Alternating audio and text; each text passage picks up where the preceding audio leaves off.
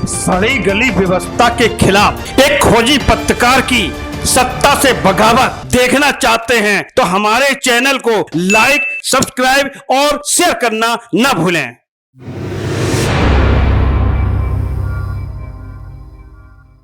नमस्कार दोस्तों, मैं हूं संजय राजन। दृष्टांत न्यूज में आपका एक बार फिर बहुत स्वागत है। दोस्तों, मैं लेकर आया हूं अपना कार्यक्रम मुद्दे की बात राजन के साथ।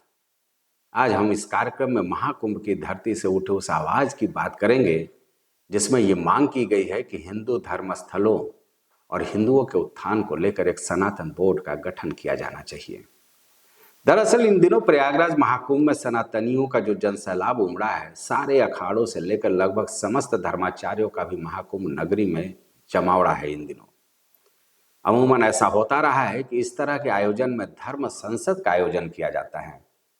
सनातन को सार्वभौम और शाश्वत बनाए रखने के लिए इस तरह के धर्म संसद में धर्माचार्य आपस में विचार विमर्श करते हैं, कुछ प्रस्ताव भी पारित किए जाते हैं। जैसा कि देश की संसद में विधेयक के रूप में फैसले लिए जाते हैं, उसी तरह का यह धर्म संसद होता है सनातनियों का। अब इस बार जो प्रयागराज में धर्म संसद हुआ, उसमें एक मांग उठी। मुझे लगा कि उस पर आपसे चर्चा करनी चाहिए। जिस तरह से सरकार ने मुसलमानों के लिए वक्फ बोर्ड का गठन किया था 1954 में, पंडित जवाहरलाल नेहरू के सरकार थी केंद्र में उस वक्त, उसी तरह से सनातन धर्मावलंबियों के लिए भी एक बोर्ड का गठन किया जाना चाहिए और इस बोर्ड का नाम होगा सनातन बोर्ड। प्रसिद्ध कथावाचक देवकी नंदन शास्त्री ने इस प्रस्ताव पर धर्म संसद में चर्चा शुरू की और इस प्रस्ताव पर सर्वसम्मति भी बन गई।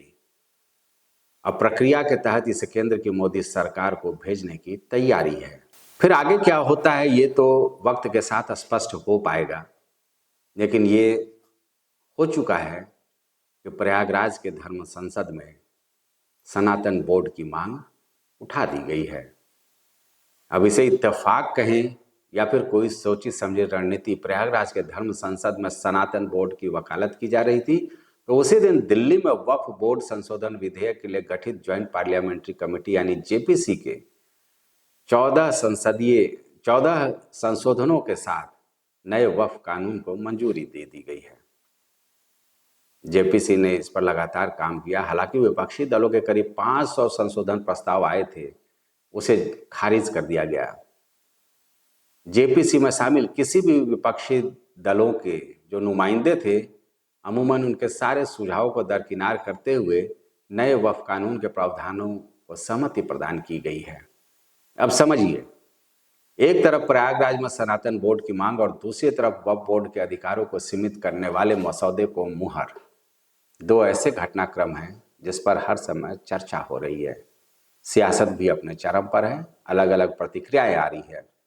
दरअसल वक्फ बोर्ड को आज़ाद भारत में 1954 में गठित किया गया था।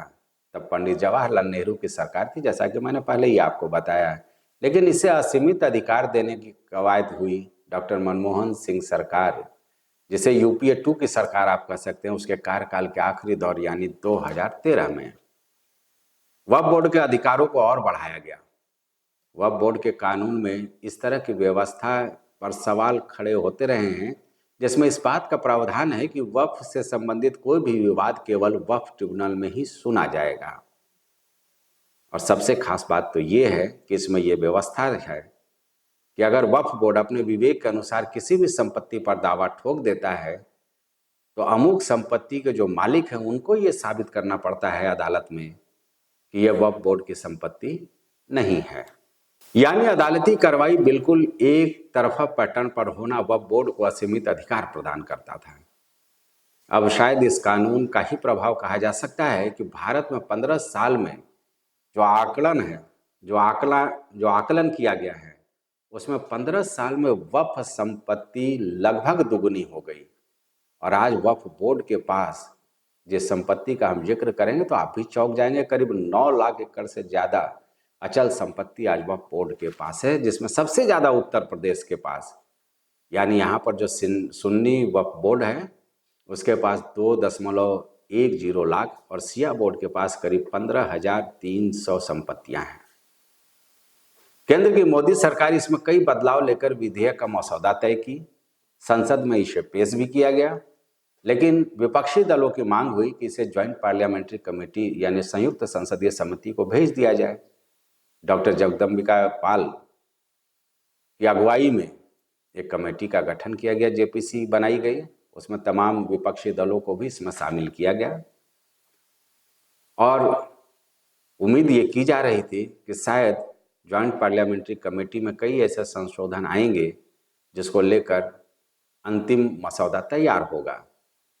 लेकिन क्या कुछ हुआ वहाँ पर आपने भी देखा कि बैठक में किस तरह से विपक्षी दलों ने हंगामा काटा। कई जो कमेटी के मेंबर्स थे, सांसद, उनको निलंबित किया गया।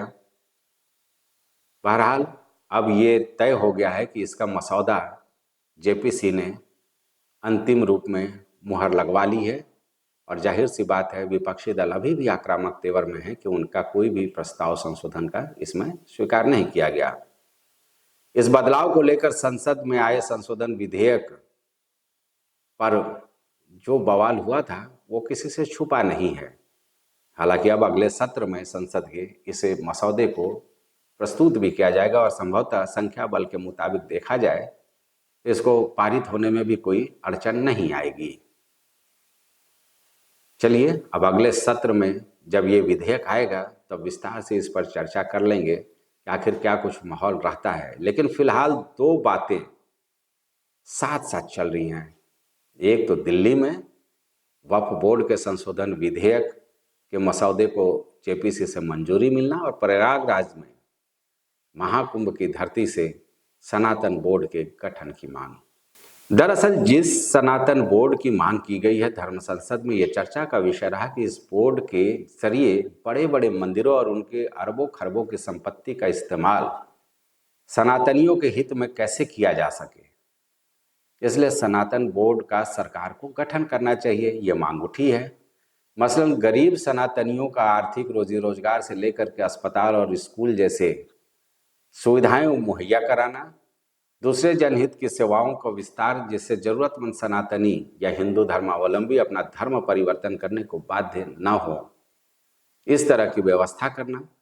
क्योंकि आज धर्मांतरण की का जो मूल वजह है वो इस बात के इर्द गिर्द घूमता है कि जो गरीब होते हैं, जो ज़रूरतमंद होते हैं, उनको प्रलोभन दिया जाता है, उनकी तमाम जो रोज़मर्रा की सुविधाएं हैं वो मुहैया कराने की, और लोग धर्म परिवर्तन कर रहे हैं। इसके अलावे इस बोर्ड के जरिए सनातन धर्म के प्रचार प्रसार को एक व्यापक नीति पर काम किया जा सके, ये भी एक मकसद था। अपने देश के कई ऐसे धर्माचार्य हैं जो लगातार मोदी सरकार से हिंदू राष्ट्र की मांग करते रहे हैं और मौका मिलने पर अपनी बात रखते हैं। लेकिन संविधान की मूल भावना पंथ निरपेक्षता है और कोई भी सरकार, चाहे हिंदूवादी भारतीय जनता पार्टी ही क्यों ना हो, उसके लिए ऐसा कर पाना असंभव सा नजर आता है। लेकिन हमें लगता है कि धर्माचार्यों के सनातन बोर्ड की मांग पर केंद्र सरकार न केवल विचार करेगी बल्कि जो मकसद बताया गया है, हिंदुत्व को आगे बढ़ाना और उसके धर्मावलंबियों को सुविधाएं प्रदान करना, हमें लगता है कि आने वाले दिन में जल्द ही ये कवायद केंद्र सरकार की ओर से शुरू की जा सकती है। क्योंकि अभी धर्म संसद में ये प्रस्ताव आया है, उसके बाद सीधे केंद्र की मोदी सरकार को ये प्रस्ताव भेजा जाएगा। अब जरा एक आकलन देख लीजिए। जैसे हमने बताया कि वक्फ संपत्तियों का जिक्र किया, करीब 9 लाख एकड़ अचल संपत्तियां वक्फ बोर्ड के पास है, चाहे वो शिया और सुन्नी दोनों को मिला लिया जाए। उत्तर प्रदेश में सबसे ज़्यादा ये संपत्ति है। वैसे ही अगर हिंदुओं के बड़े बड़े मंदिरों की आज की तारीख में गणना की जाए, आकलन किया जाए, तो मोटा मोटी ये निकल कर आता है कि करीब 50 लाख करोड़ से ज़्यादा की संपत्ति, चल अचल संपत्ति, जिसमें आप कह सकते हैं कि चढ़ावा रुपये के रूप में, आभूषण के रूप में, ये सब उनके पास है। कुछ मंदिर तो ऐसे हैं जो ट्रस्ट के जरिए थोड़ा बहुत अस्पताल वगैरह संचालित कर रहे हैं, लेकिन ज़्यादातर धन यूं ही जमा पड़ा है। मेरा ये मानना है कि वक्फ संपत्ति को कानून के दायरे में लाने के लिए जिस तरह से वक्फ बोर्ड, चाहे वो शिया या सुन्नी वक्फ बोर्ड हो, गठित किया गया है, सनातन बोर्ड का भी गठन अवश्य किया जाना चाहिए। क्योंकि ऐसा करने से इन संपत्तियों का भी नियमन हो सकेगा जनहित में इसका इस्तेमाल होगा। अगर ऐसा होता है तो निश्चित तौर पर जो यहाँ सोच उठी है धर्म संसद में कि हिंदू धर्मावलंबियों का धर्मांतरण रोका जा सके और उनको ज़रूरत की चीज़ें मुहैया हो सके इस संपत्ति से, जो भक्तों के द्वारा ही मंदिरों में चढ़ावा आता है, तो उसका सदुपयोग होगा। बहरहाल देश में दो धड़े साफ तौर पर देखे जा सकते हैं। एक धर्मनिरपेक्ष जो कांग्रेस की अगुवाई में इंडिया ब्लॉक के रूप में हमारे सामने है, और दूसरा वो जो हिंदुत्व के एजेंडे पर आगे बढ़ रहा है, जैसे भारतीय जनता पार्टी और उनका आनुषांगिक जो सियासी दल हैं, जो उनके सहयोगी सियासी दल हैं, वो इसमें शामिल हैं। ऐसे में मुझे लगता है कि वक्फ बोर्ड के असीमित अधिकार पर प्रतिबंध लगाने के साथ साथ सत्ता अब चाहेगी कि सनातनियों की मांग पर सनातन बोर्ड का गठन किया जाए। अभी देखिए आगे क्या क्या होता है, लेकिन ये तय है कि धर्म संसद में उठी इस मांग पर न केवल संगम नगरी में चर्चा तेज है, बल्कि इससे लेकर बुद्धिजीवियों में भी गर्मा गर्म बहस का दौर जारी है। तो दोस्तों आप समझ ही गए होंगे, लगातार देख भी रहे होंगे इस खबर को, अलग अलग खबर या चैनलों पर ये मुद्दा बना हुआ है। प्रयागराज की धरती से उठी इस आवाज को लेकर विश्लेषण का दौर भी जारी है। बहरहाल जो होगा सबके सामने होगा। मुद्दा है तो सियासत भी तेज है, परिणाम चाहे जो हो, लेकिन सनातन बोर्ड के गठन की मांग को लेकर सनातनी उत्साहित है, तो वहीं वक्फ बोर्ड के संशोधन विधेयक को लेकर अकालियत और उनके नुमाइंदे, जिनकी वक्फ बोर्ड पर धाक चलती रही है, वो बेचैन भी हैं। अब आज के लिए बस इतना ही। अगर आपको मेरा ये वीडियो पसंद आया हो तो मर्जी आपकी, आप इसे लाइक और शेयर भी कर सकते हैं। और जाहिर सी बात है, अगर हमसे सीधे आप जुड़ना चाहते हैं तो दृष्टांत न्यूज़ को आप सब्सक्राइब करें, तो हमें बहुत खुशी होगी। हो सकता है कि मेरे विश्लेषण में कुछ खामियां हों, कुछ अच्छाई हो, तो अगर आप अपना कमेंट देंगे तो हम उसे और दुरुस्त कर पाएंगे। फिलहाल मुझे दीजिए इजाज़त। नमस्कार।